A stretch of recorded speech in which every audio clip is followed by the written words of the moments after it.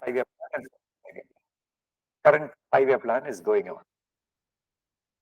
So that's about overall planning. There's a planning secretary, there's a state planning board or state planning commission, which exists in most states, but many states have converted the name into NIDI, kind of NIDI equivalents, based on NIDI Aayog in Delhi. Some still have state planning board and state planning commission. Kerala still has a state planning board.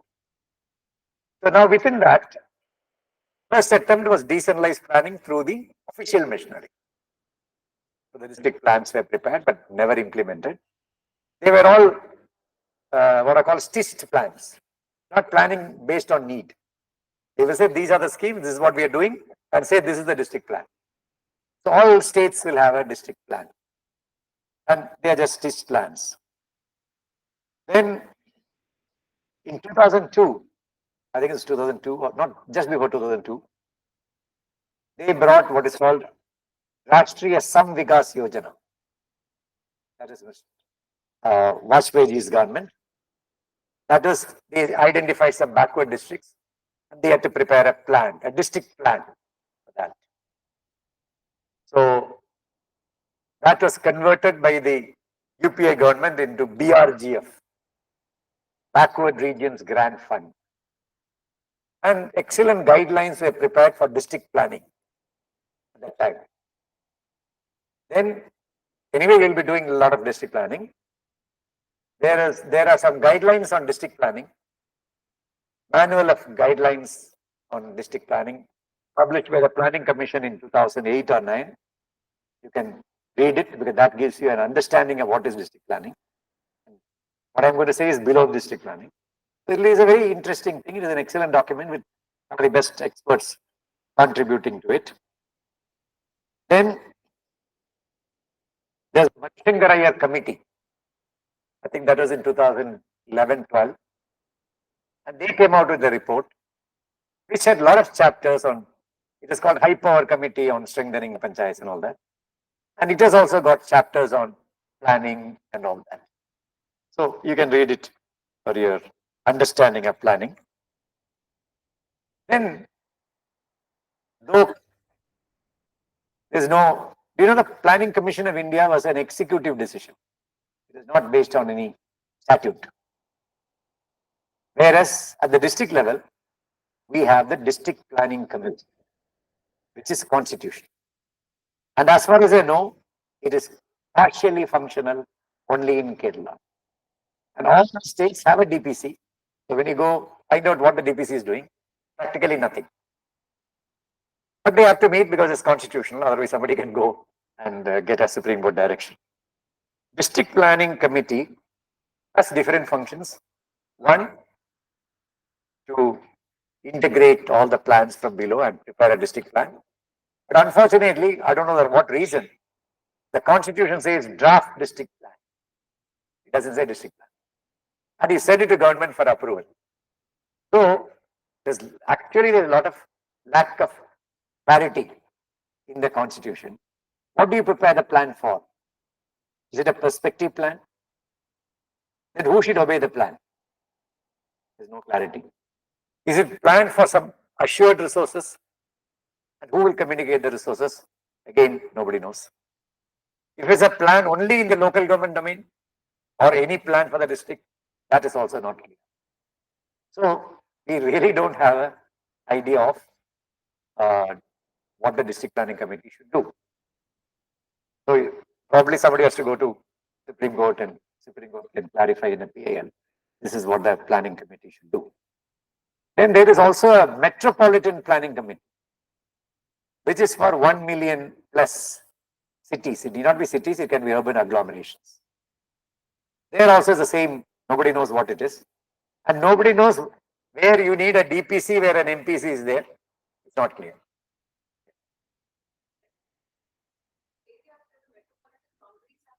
Yeah. Now that's different. That's different. That's not part of the constitution. India, I mentioned they're having parallel systems, not local governments, development authorities. So there's a DDA, which is more powerful than the Delhi Municipal Corporation.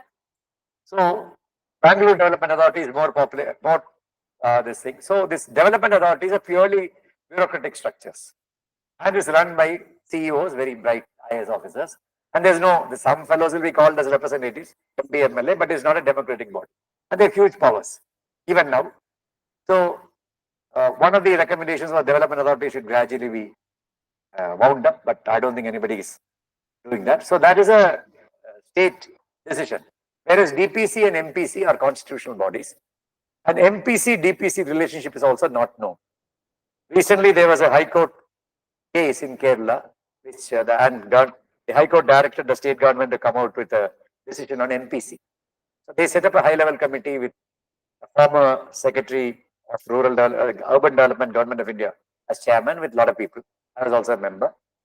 And ultimately, we also didn't know whether these two can coexist and whether you can divide. And functions are more or less same. But in the context of climate change and environment, 92, the DPC was given a function which deals with natural resources.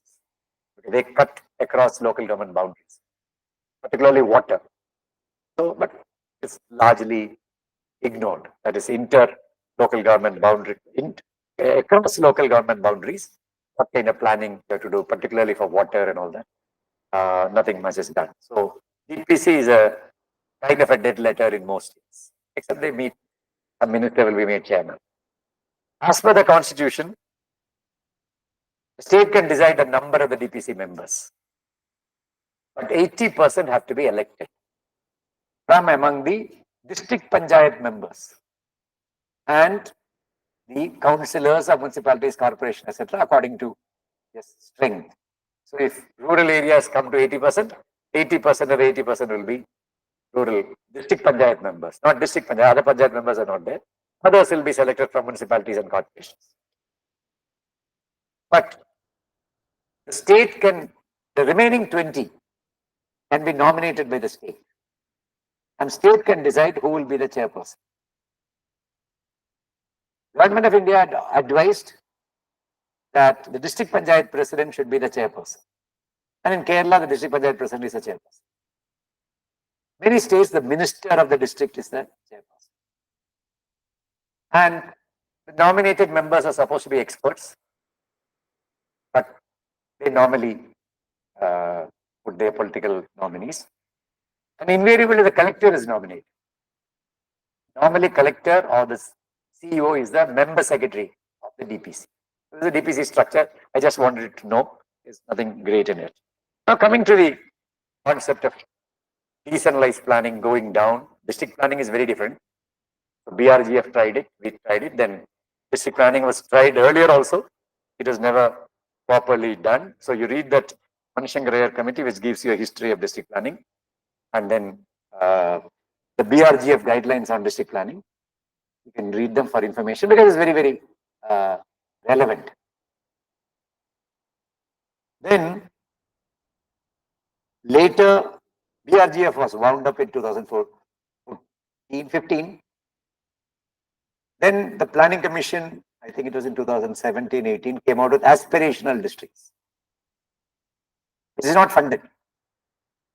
In a sense, it's an unfunded scheme, but they try to persuade CSR funds to flow into the aspirational districts or call the collectors. But it is nothing democratic, nothing much. And it's the aspiration is the new word for backwardness. You don't want to call a backward district a backward district. So now they have started with the aspirational blocks program. It's fairly recent. So they are yet to take off. Probably in Karnataka, we would be involved in the aspirational block program. I'm not sure about other states, but Karnataka has given enough hints, though they have not put it in writing. And this CM's fellows are going largely to the aspirational blocks. And how do you plan for an aspirational block will be another thing. So district planning, block planning, we leave it. Let us come to Gram Panchayat plan. So in 2015, when a lot of resources flowed, there was a lot of discussion with the state secretaries and all that internally in the Ministry of Panchayat Raj. And everybody felt with this kind of money flowing, we just allotted the panchayats, we don't know what will happen. So let us facilitate panchayats to prepare a plan. We cannot direct them. Government of India cannot direct the states to prepare a GPD. It's an advisory. So you go persuade states to do a GPDP, and it was advised at that time that you can have any name you want. GPDP is a generic name. So Kerala calls it People's Plan Committee. So a lot of them came with their own plan, but ultimately everything has come back to GPDP except Kerala. I think some states have their own names. Some of them are lovely names. Kashmir had a lovely name. Forget it. But they all have Gram Panchayat Development Plan, which is now, can't say constitutional, but it's become de facto. There, though there is a feeling among states that government of India is over directing the states, they have absolutely no power. They can give, they can advise, they can give technical assistance, but they can't tell the plan you do it like that. But ultimately, we all know are governed by technology, and technology has a centralizing tendency. So which means, for example, I'll come to that later. So just some general thing on people's, I'm going to call it people's plan. I'm very surprised. I didn't give the name. I did not dare to give the name. People's plan is a Kerala name. So in 2018, much after I retired, Government of India named it People's Plan Campaign. So every year from October 2nd till the end of the year, or even till January, they're supposed to launch a People's Plan Campaign. So what is the importance of a campaign in decentralization? Campaign means a lot of people come to know. Otherwise, we'll sit in a Panchayat office and say it's planning. It gives a lot of publicity. It arouses people's hopes, forces government to, once you prepare a campaign, you can't go back. So it gets involvement, and a lot of people get interest. So something is going to happen, let me go and find out. That's the idea of a campaign. But campaign is not carried out as it should be. That's my impression, though I have not directly examined it, but that's my impression. Then, now let me come to what is planning in a very simple manner. What is planning? Very, very simple manner. Of course, you can not have. No. No. To some extent. But planning, very simply put, is matching available resources with people's needs, not wants. Wants are unlimited. You would have studied in economics. And need is also will be much beyond the resources you have. So it is prioritized needs. So you match resources. I have 10 rupees, and these are the 3 needs I have. So it's very simple. What are the resources? One side is the resource. So the first step in GPDP or any planning is calculation of the resource envelope. Which is called a resource envelope. There are different kinds of resources. So we start with tied resources to untied resources. Simple technique. What is a tied resource? Swachh Bharat means you can do only Swachh Bharat. You can't do anything else. Jal Jeevan Mission means you can only have a water supply. Of course, there is not given to panchayats, but Swachh Bharat many of panchayats do. PMAY means you can only construct a house. So first, before getting in the resource envelope, you identify needs. What is the best way to identify needs? Gram Sabha. And I told you how Gram Sabha should be conducted. Norms, and then everybody will be saying only one thing. Then, to stimulate thinking in Gram Sabha, it is Government of India has suggested, all states have agreed. You prepare some kind of a status report of the panchayat. This panchayat has so much of population, so much of agriculture, so much of this thing. Our health infrastructure is so deficient, road infrastructure is so deficient. It's a kind of status report on the development status of the panchayat, which will give you some idea on where we should go. Otherwise, we'll be in the air. Where we can do what we should. So some help the panchayat to think where our development is and where we can go to, where we should aspire. So That will be the second. So situation analysis, which is given in the development report, plus consultation in the Gram Sabha, preferably based on this is the development situation. So you get a lot of ideas.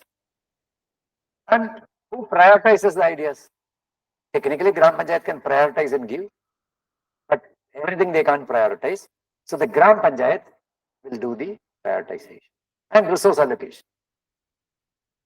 So you have 10 lakhs, so Gram Panchayat say for education, let us give 2 lakhs. Or for health, let us give 1.5 lakhs. For roads, let us give 3 lakhs.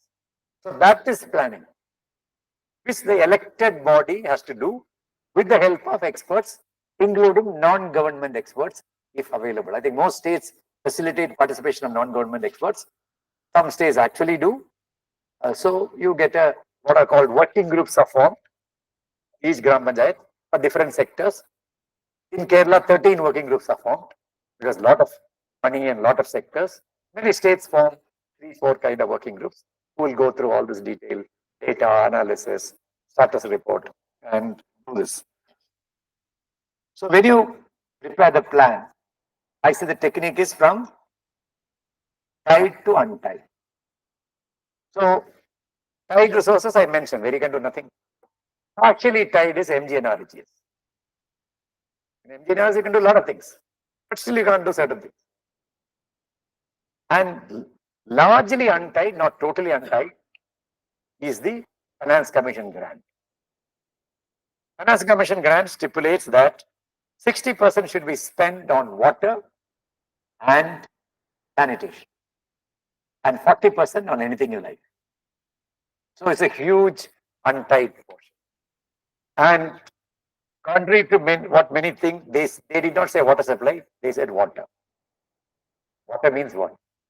Watershed, protection, water resources, ponds, everything.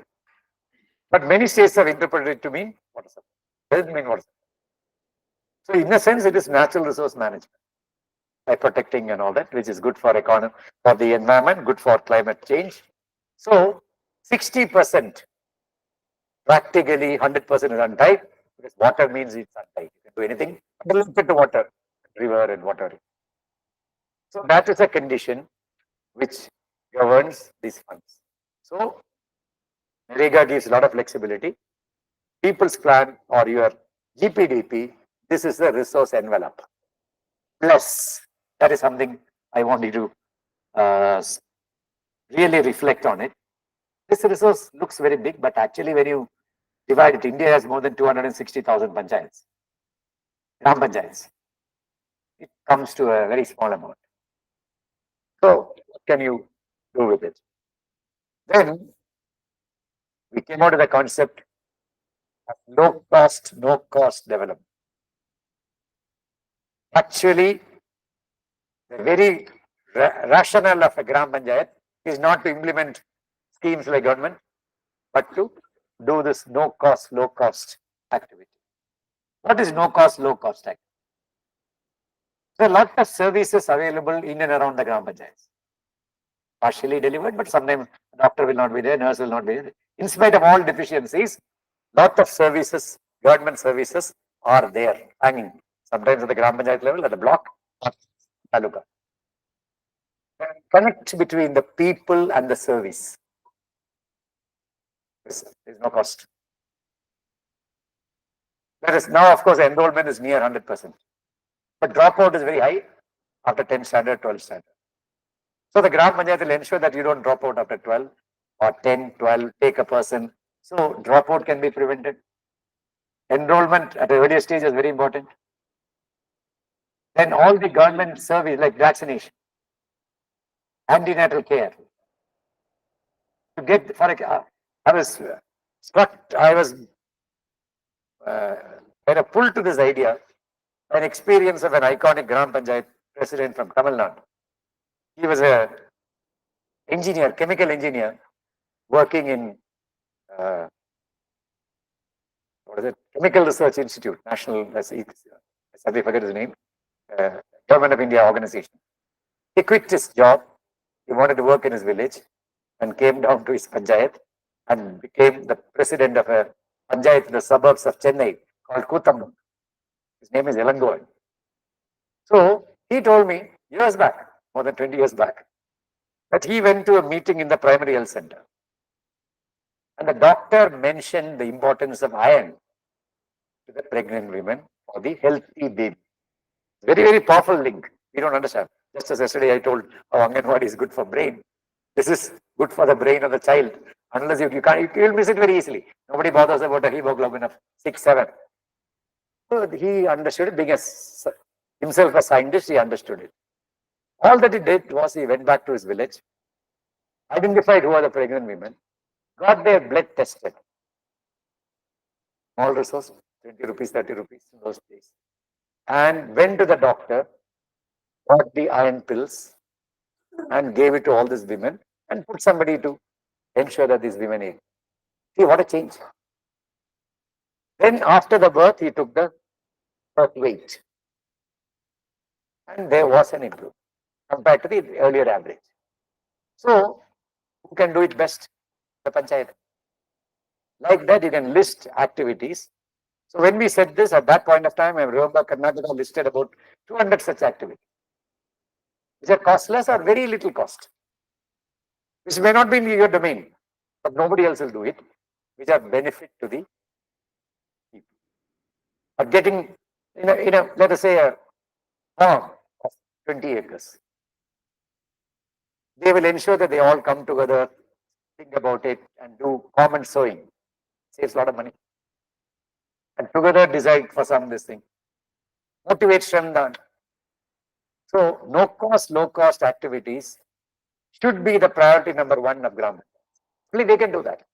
Otherwise, they are just agencies of government doing a road. So listing them out and doing is very, very important part of local planning. So normally we don't do. Now some states are insisting that you write, this is what we do with the resources. These are the low cost, no cost activities we will do. So that is the next. So this matching exercise, once you do that, and as I mentioned, the norms are very important. You match the exercise, and then of course implementation and all that is very critical. Now within this, within a plan, what is the social justice component? That's very important. How much goes to the child, to the woman, to the scheduled caste, scheduled tribes, ultra poor, now even transgenders. So that brings the social justice part of the plan, which is very, very important, depending on the state and the local social composition. There will be a lot of this kind of thing. Then I mentioned the word participation. So we briefly touched on it. Participation is a range, and people don't participate automatically. They need to be coaxed, induced, facilitated. Yeah. Yeah. Okay, that we are not giving them this time for participation. So I have given them an opportunity for electronic participation after my class. So yeah, except that my replies will be oral. I am not very good at typing replies. So participation, natural spontaneous participation is the best, which is never achieved. So you have facilitated, coaxed, persuaded a kind of participation where we tell. And the best instrument for participation is the SHGs. They come, if you just tell, they will come and sit silently. That's not the participation. They have to reflect. They have what are called community resource persons. So now it is being discussed, and some states have started. There will be a community resource person on planning. She will understand what is a district, what is a panchayat plan. Not all of them need to understand. She will discuss in the SHGs, find out what is there, and maybe take some DDs and come to the Gram Sabha and say, this is what we want. So it is an informed participation, not just somebody going in. So they said, we should, this is the priority, this is it, and we will go and ask. And they should get something. So participation, the range I will tell you. At the base, what is it? Just going and sitting. not knowing what it is, just going and sitting and coming away. That is also a level of participation. Next is informing. Somebody will come and say, yes, this is the scheme, I'm going to do this. This is my guarantee. Come back. That's another slightly better level of participation. Right, next higher level, you can keep on stressing the range. I'm giving you the range of participation. Next would be knowing. So from listening to knowing, you understand. So that will be a deeper kind of participation. Still higher level would be replying. You listen, ask questions. Basic questions. What is it? What do you mean by this? How will it be done? And starting a kind of a dialogue, a discussion. That will be a slightly higher level of participation. Then a slightly higher level will be, let's try to use the word voicing. Because voicing does not mean just asking questions. Yes, this is our issue. Then people join. Yes, whatever is the issue here. Waste management is the issue. The voice of the people. So that's a higher level of participation. Then, of course, once you voice, you dialogue. Then say, how do you do it? Oh, I can't do it. So you get informed. Then you do it like this. So it's a dialogue with whoever comes, the panchayat and all that. Then, of course, based on the dialogue, are you able to influence decisions? Only influence. Then slightly higher step will be intervene.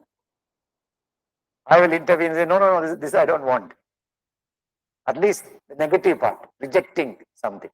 We don't want this role. What we want, we may not get. But that's the level of participation. And then little more level of higher participation would be auditing, questioning.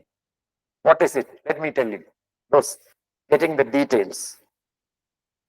And the most important and the real meaning of participation is deciding.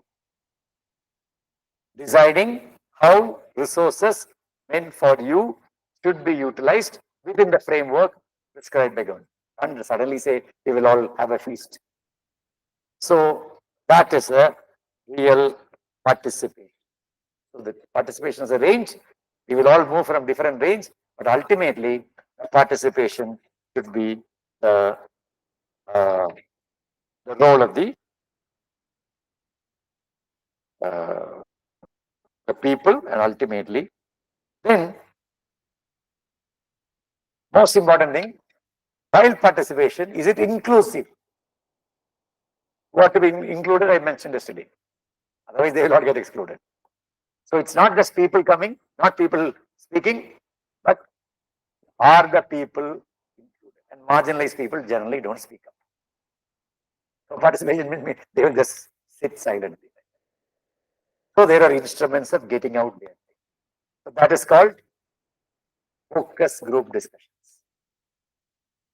So you call the poorest of the poor, you call the PVTG and discuss with them, which is a kind of it need not be in the Gram Sabha, to be a pre-Gram Sabha. Many states have Mahila Sabhas. Now states are coming out with Bal Sabha. So these are all gradually getting incorporated into the Panchayat Raj system, into the participatory system. And some states are asking for an elder Sabha, senior citizen Sabha, all pre-Gram Sabha. Ultimately, Gram Sabha is the only constitutional body. So enriching participation, diversifying participation, deepening participation, and making it more inclusive is another important thing.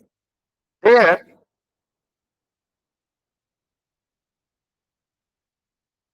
now, as I said, there will be a development report of the Panchayat.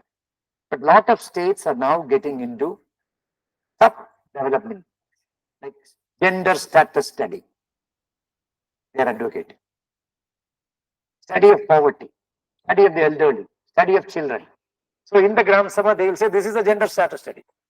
So many women That's the problem. This is the issues, and then people will be sensitized. And then in gender development, we can't get into everything. I'll just give you one example. That is, in gender,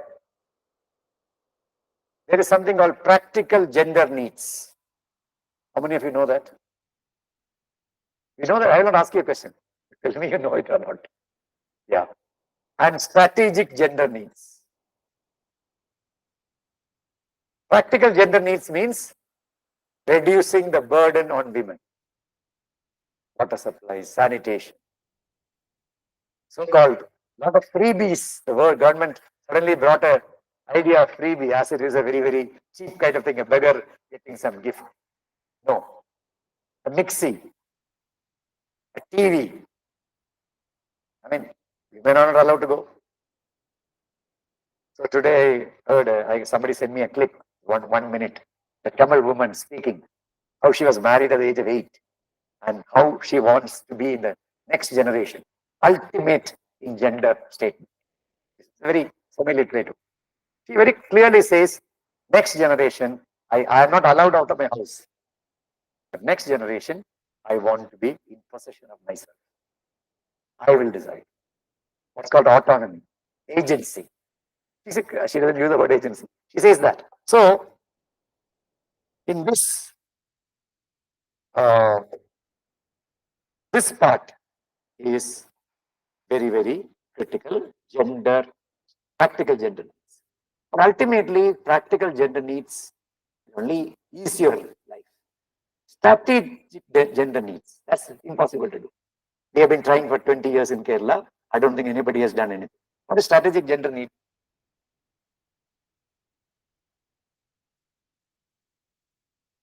Megha, you know?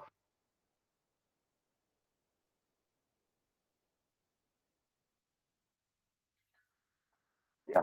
Strategic gender need means what differentiates you from the male. You reduce the differences and ultimately even it out. Whatever helps you to do that.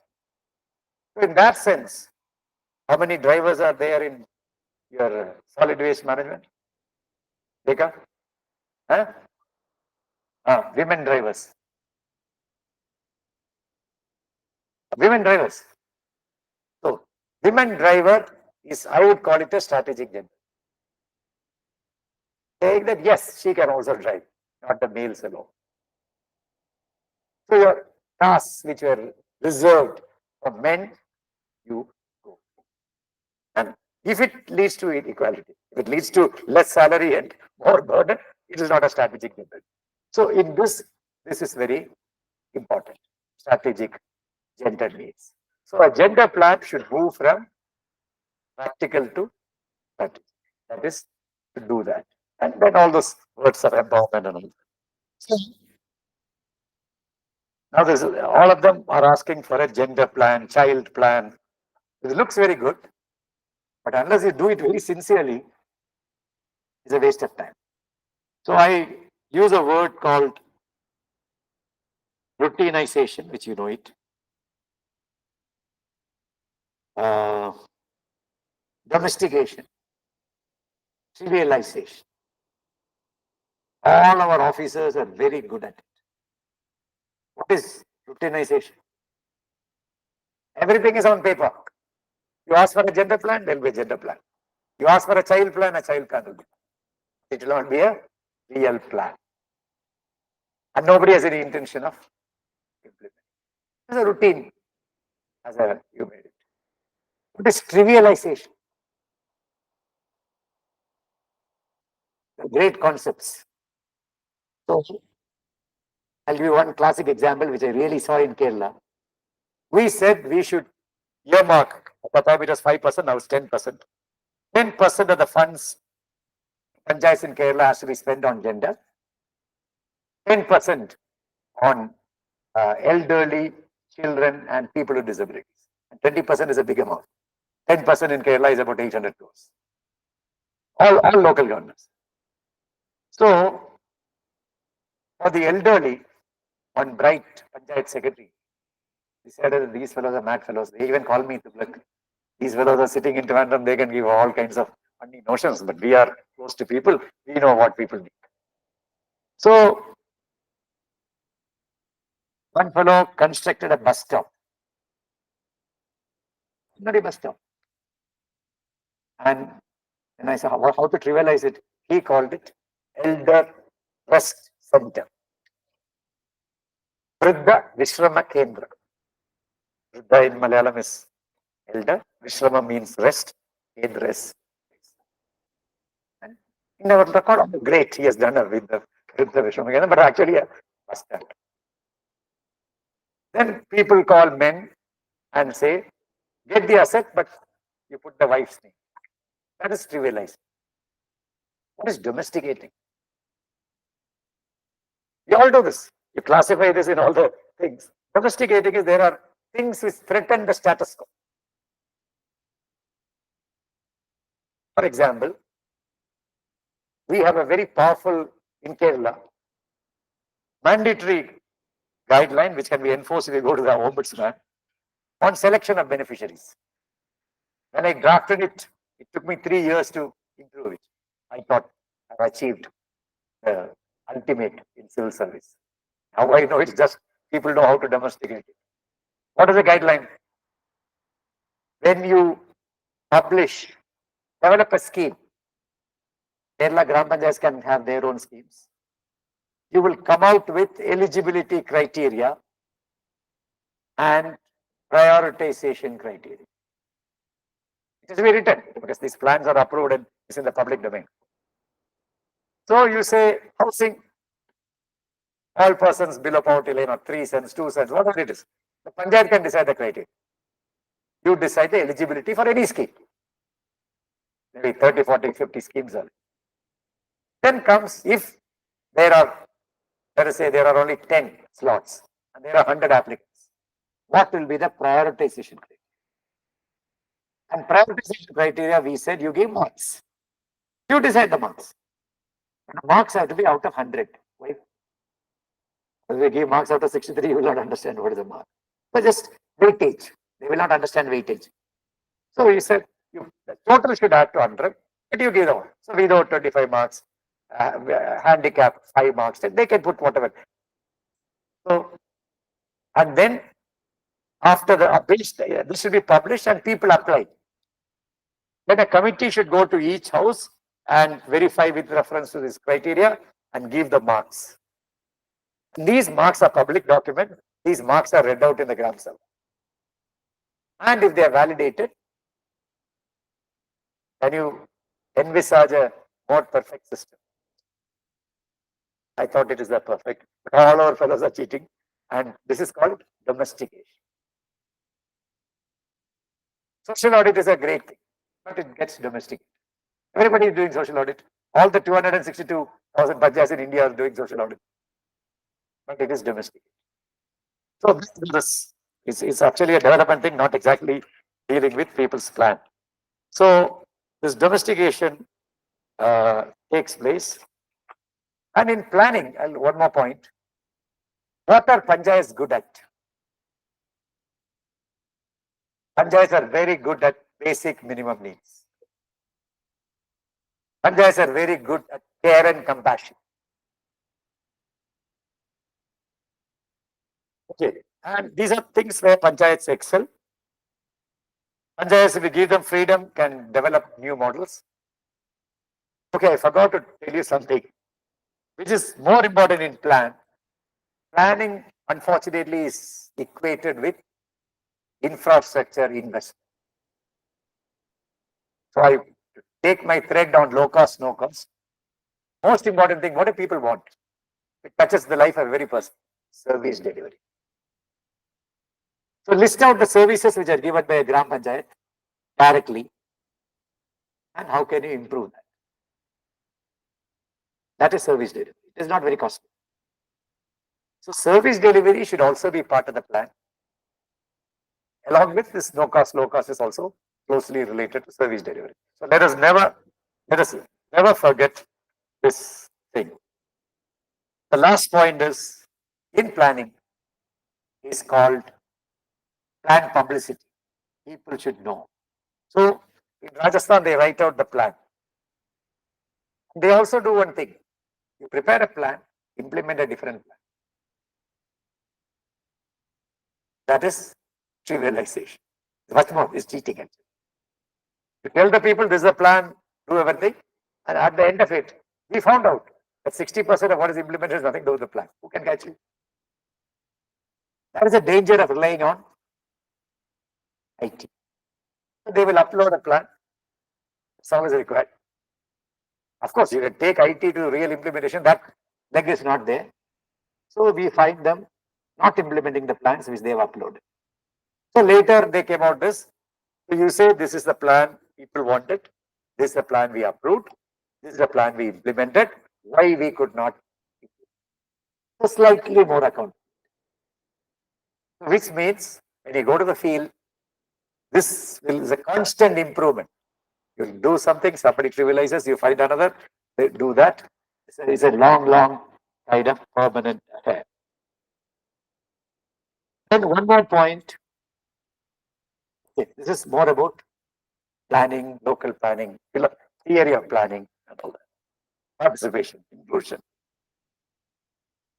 Then localizing SDGs. So as was mentioned by Mr. Subramanian, we are focusing on SDGs. In fact, we are being funded because we are working on SDGs. So 1, 2, 3, 4, 5, and 15 and all that you mentioned. So SDGs till 2030, 17 of them, targets, indicators, I'm not getting it. How do you localize SDGs? SDGs were sought to be implemented by government, central and state governments. So I remember in 2015, as Secretary Panchayat Raj, I sent a note to Niti Aayog. Local governments also in this. They did not even care to reply to my letter. I was Secretary to Government. What can Panchayats do in SDGs? Just ignored. Then later, I think in 2022, 21, 22, yeah. So, I think you should read that report. There is a report, but it's too bulky, but very good report. Localizing SDGs. A lot of indicators, forget indicators. You shouldn't burden Panchayat with indicators. They are for us. So localizing SDGs, which means only this. The guidelines are very dangerous and the implementation is even more dangerous. But from what I understand of localizing SDGs, the Panchayat should be taught what an SDG is. So what is one? What is poverty? What is health? What is inequality? In the Panchayat context. In the Panchayat context, and what Panchayats can do. They cannot do anything in most states. So within this, the Panchayat understands the SDG, the value of SDG. And say, I can do so much for poverty. I can do so much for gender. I can do so much for inequality. Within their confined, that is localizing SDGs. So what is the most important thing? You explain SDGs to them. They have a planning framework. Within that, they will say, oh, I can't do this, I can do this part of SDG. So Government of India has come out with 9 themes. They have collapsed all SDGs. Green village, clean village, healthy village, poverty-free village, water, all those things are. How to do that? So that is excellent initiative, but Government of India, as a bureaucratic character, went beyond. They said all of you should have 2 themes. And they used a word which is not understood, at least in Kerala and Tamil Nadu. They said you should have 2 sankalps. Even I didn't understand that word first. So every Panchayat said, these are my sankalp. They did not know what sankalp was. As they said, nobody knew what the implications. So all Panchayats took a Gram Sabha resolution on 2 sankalp. And then Government of India dropped the bomb. You can prepare plans only in the 2 sankalps. Which is illegal, unconstitutional. But Government of India says, otherwise they said, we'll stop your money. So Panchayat started preparing schemes in this Sankalps. Then they have a lot of consultants. I'm not mentioning the firms of the consultants, probably some of you would have worked in that. So I'm not mentioning the consultant firms which provided bright young kids. They did homework and they came out with lists of schemes. How can you do that? Sitting in Delhi, listing out schemes under each Sankalp. Fortunately, it's a long list, so you can pick up some good things, but that's not local plan. So they have a long list. Okay. Then they came out with even more shocking stipulation that at least 50% of this list should be taken off. So two Sankalp, and within the Sankalp, 50% of what being listed. The ultimate murder of participatory local plan. Panchayats are clever. What do? Your software will not accept unless you take up all 50%. So I went to Jharkhand, went to some panchayats. What do? They took 3 schemes which they wanted. For the rest of the schemes, they put 100 rupees. So you do nothing. They will not catch it, but the software will accept you because you have put the numericals for amount. So this is how we fool ourselves. Terrible. So this is localizing SDG.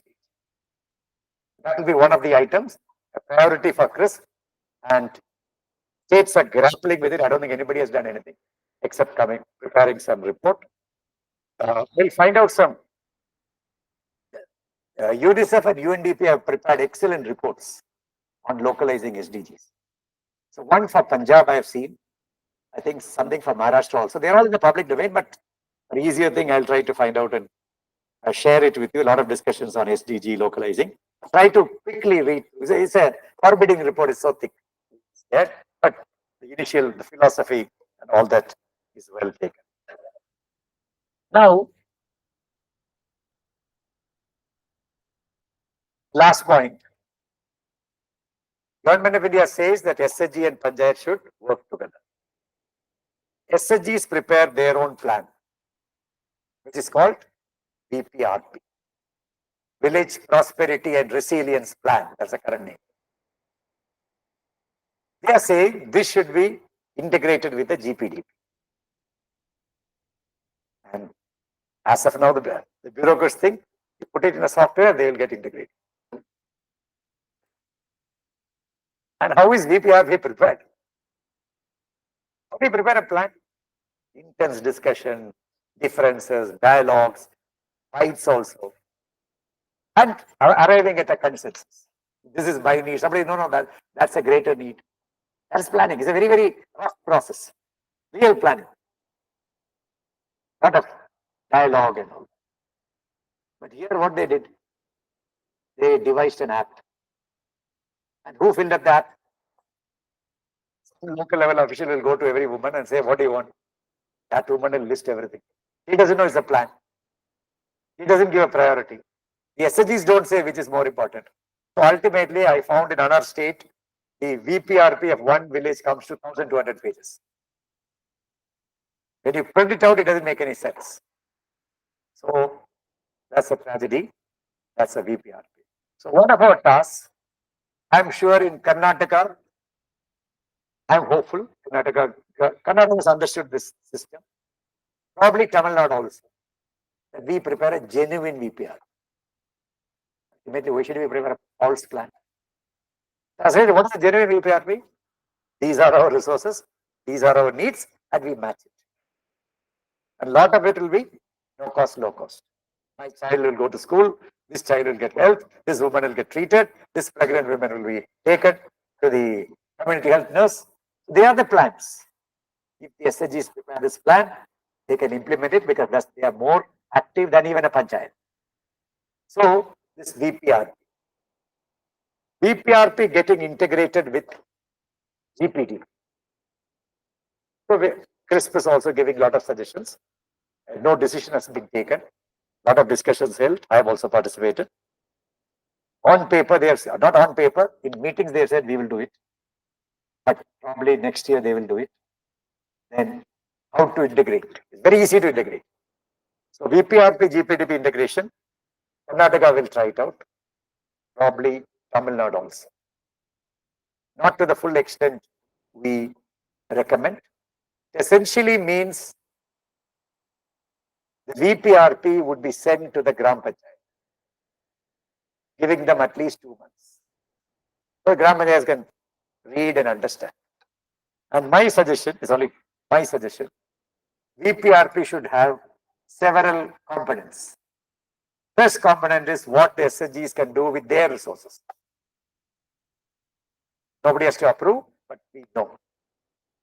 Second component is what the SHGs want from NGNREs. There it has 3 parts. First part is the work we want, which is mandatory. I need 20 days work. I need 30 days work. And that should automatically be part of the labor budget. The demand for work.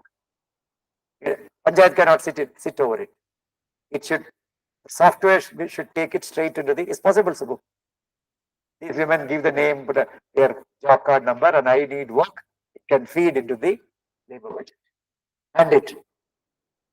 The second part will be what we want in terms of community assets. It's not mandatory. It has got a priority. We want an Anganwadi, we want a SNG shed, we want a market, what it is. So many community assets are allowed under MGNRs. Third part of is what we want as individual assets. A toilet. Yeah. Individual assets. Personal, in the family, in the compound, household. Certain assets are allowed, including your watershed management and all. So, this is the second part of the plan. Third part of the plan should be what the SHGs want from GPDP. We want this, that, etc. And the fourth part will be what SHGs want from different departments. So not under the Panchayat. And these should be forwarded to those departments. And those departments after 3 months would get back. But I am recommending it should be through Panchayats, because then the Panchayat becomes stronger. The Panchayat SHG relationship becomes stronger. But Panchayat can't decide, it's only a forwarding entity. It goes to Health Department, Agriculture Department. After 3 months, they will reply. We can do, we can't do. But it is replied, is in writing.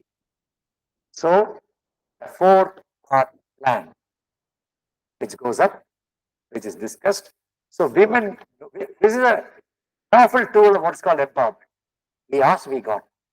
Then they will find out why we didn't get. So, this is the way, this interaction with the government, the partnership, on an equal basis. I ask, I am a citizen, civic capital. Yes, I can ask, I am a citizen, I need this. So, this is the VPRP, GPDP integration. One more point, which is more a concept for thinking. It has never been adopted anywhere, though I have been persuading Karnataka to adopt it. That is communitizing SDGs. Why I am saying Karnataka is, Karnataka Livelihood NRLM director was former Kudumbashree director. So, she knows the Kudumbashree system very well. Now she has become the Kudumbashree equivalent director in Karnataka. So, what is called communitizing SDGs. Localizing is, this has not been accepted by anybody. It's still the thinking of 4 or 5 people beyond that. Which means SDGs can understand, like Panchayats, SDGs understand SDGs. And they can do a lot of things. Education. What can SDG do for education? Nothing. But they can find out whether the child knows how to read. So, from the demand side, apply say they can't do it. They can do a lot on SDGs. Health, education, decent work. And more importantly, peaceful societies. Ultimately, development will come only where there is peace. And what is peace in a local area? Dispute resolution. Alternative dispute resolution. There are excellent examples in India, including Karnataka. And there used to be a very successful scheme called Mahila Samakya. Just stopped. It no longer exists.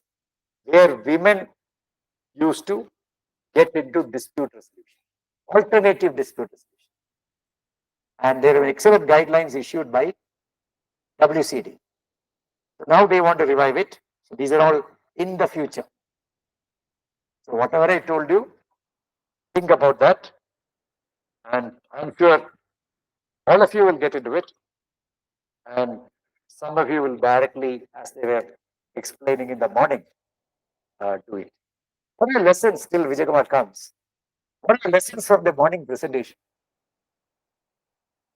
The idea was not to tell you about sanitation and libraries, how we work, how a professional works, how a fellow works in that context. How did he work? But if you put the you are circulating the presentation to them. I think you put it in one thing and circulate to them. You will understand. The need comes from the state. We respond. She said, Vijayanand sir prepared a plan. I didn't prepare a plan. 4 or 5 experts went and prepared a high-level plan based on our expertise. Then each item of the plan, we approved everything. They didn't say we can't do it. But pulled out priorities. One priority after 1.5 years, we have covered one project, isn't it? The Bagalkot cluster. One cluster. 2 clusters. So, how we move. And there are so many things which we didn't envisage. Then Karnataka has come out with the concept of circular economy.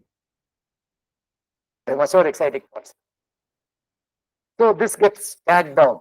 Any of our activities will get tagged down to new developments. And new items will come. This came out of the blue. Rural Development Fellows. It's called Rajiv Gandhi Fellows, no? Panchayat Raj Fellows. Came out of the blue. We had to do practically everything. How did we do it? Do you think we'll tell them you do it? We were on regular touch, on phone also. The state lead will call me, then I also let me reflect on it. I dug out my documents, TMRDF, talked to a lot of people. I forgot several things. Talked to a lot of people.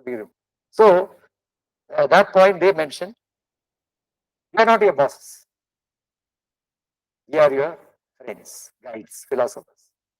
And sometimes we learn from you. I am retired 7 years ago.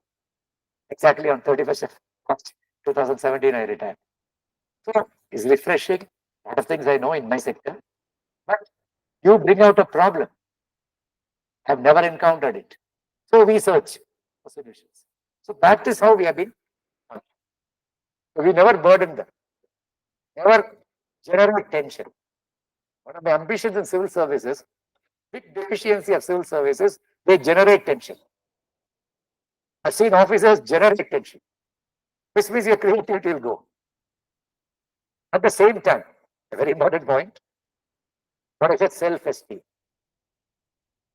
Nobody is sitting on me, which means I am trusted. So I should not betray the trust. That's your self-worth, self-philosophy. In a sense, is upbringing. I can write something. I can Google.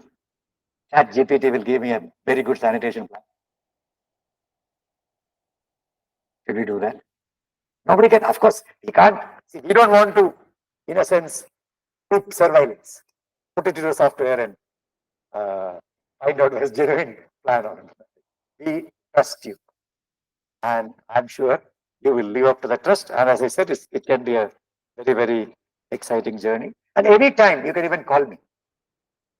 Best would be to WhatsApp. I'm not tech savvy, I reply to WhatsApp messages. Or at least I understand and call back. This is the solution.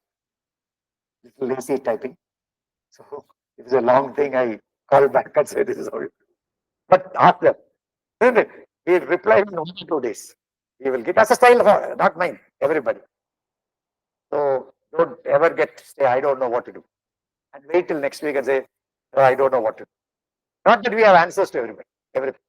For something we have not yet found answers, but we'll try.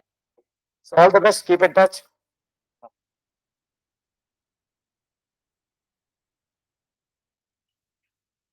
Yeah.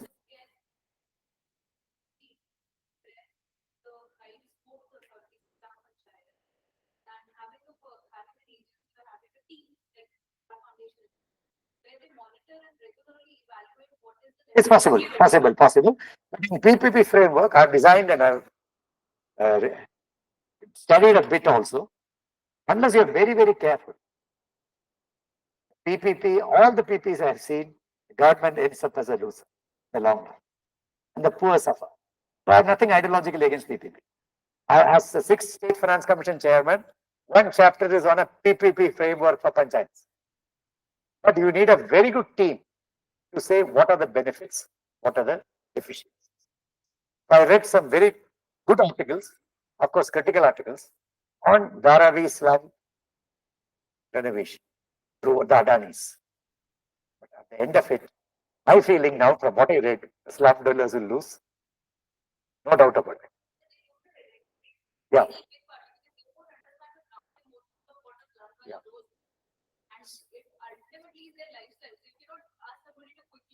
Quickly, and ultimately they will be living in high-rise boxes. And after some lifts will not work. He will say community managed lift. I think community management lift doesn't work. Services will break down. It has been explained. They have tried it in several portions of Dharavi at different points of time. I have read it, and there used to be one Access Award winner, Joachim Arpudam. I don't know whether you heard of him. Heard him talk on slum dwellers' life in Dharavi. So I'm not becoming sentimental. I'm only saying when you do a PPP, as they have been very careful, the women shouldn't lose out. If PPP is a equal beneficiary, some risks are there because the private fellow takes the risk. Probably some profit also may go higher, but the structuring is very, very important. Yeah. Yes. But on PPP, the socio-economic aspects of PPP on the poor has not been much studied. There used to be so there, I keep forgetting his name, very well-known Rajasthan cadre officer who was an expert, international expert on PPP. What is his name? He has written terms on PPP. Planning Commission. He was in the Planning Commission. Not Mayaram. Mayaram is not an expert. The other chap, real expert.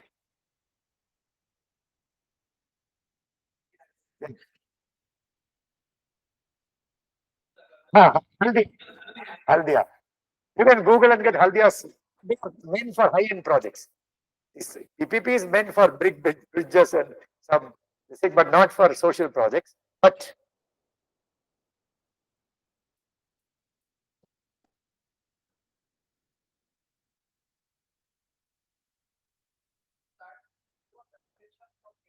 yeah, yeah, yeah.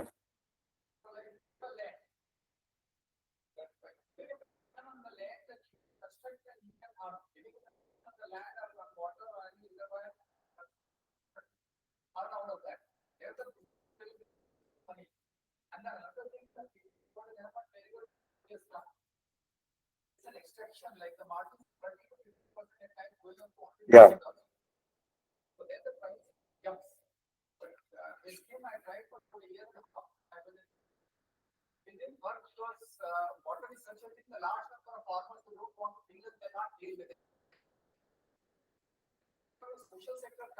It has to be very careful.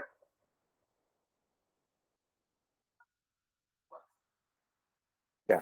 Certain public infrastructure, like bus stands, PPP is possible, but not for poverty, that kind of thing. But this waste management PPP is possible. This is what they're trying. In a sense, we don't call it PPP. Some vendors coming and then.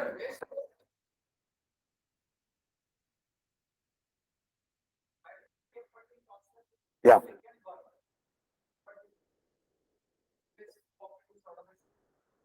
And viability is a judgmental thing.